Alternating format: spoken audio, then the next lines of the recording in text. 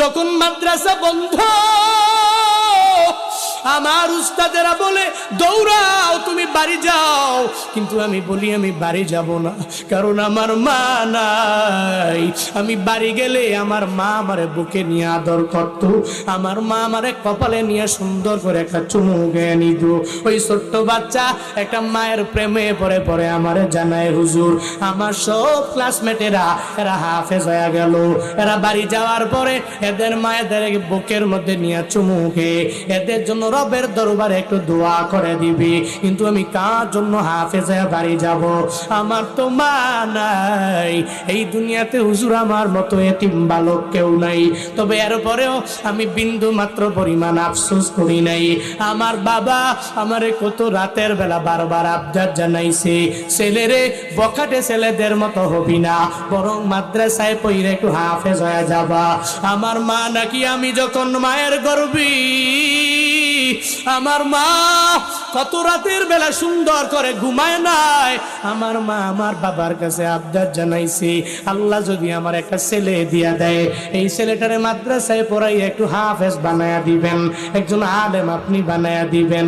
আমি আমার মায়ের আদর পাই নাই, কিন্তু এরপরেও ওই মায়ের কথা আজও পর্যন্ত ভুলতে পারি নাই।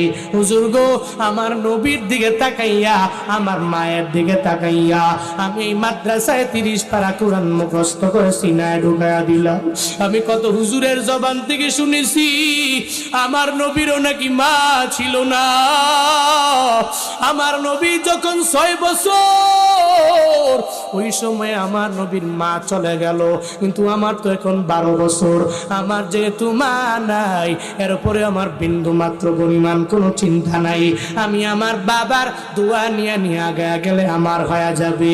ওই ছোট্ট হাফেজ এটা বলে চোখের বানি ফেলায় আমার দরবারে আবদার জানায়, হুজুর গো, এই মজমাতে যতগুলা মানুষ হাজির হয়ে গেল, এদেরকে লইয়া একটু আপনি এদেরকে নিয়ে আমার মায়ের মাকবারায় যাবেন, মায়ের মাকবারায় দাঁড়াইয়া আমার মায়ের জন্য একটু দোয়া করে দিবেন।